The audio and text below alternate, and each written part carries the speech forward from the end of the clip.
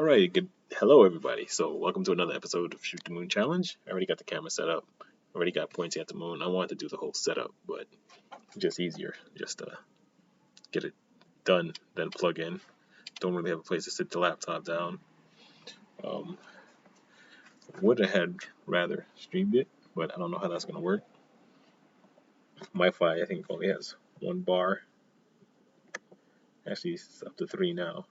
Maybe I could try and push it to stream and see what it does, but I don't know if it's connected. Um, so for now, Shoot the Moon Challenge.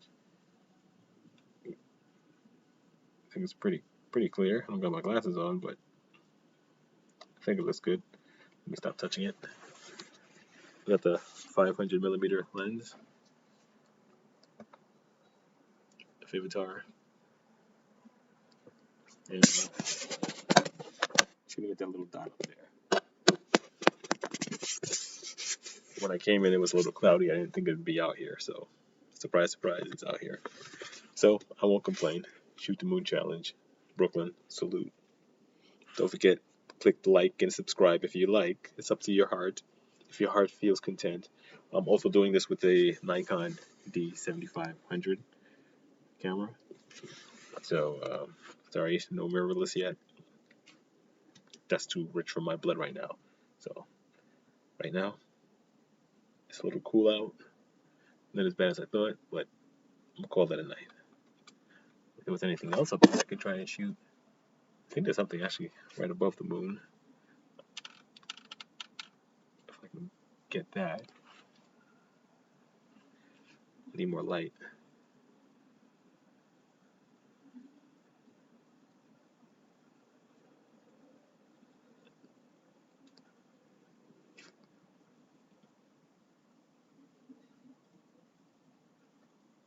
And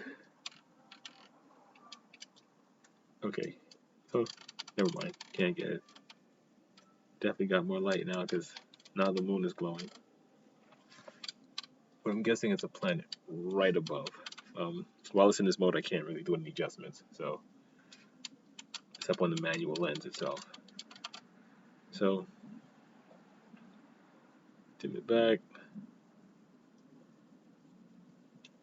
And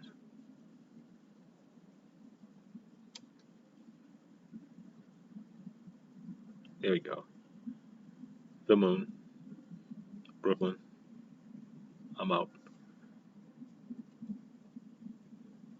Fuzzy out. Fuzzy out. That's my fake version of fade out. Fade to black. Alright, I'm gone.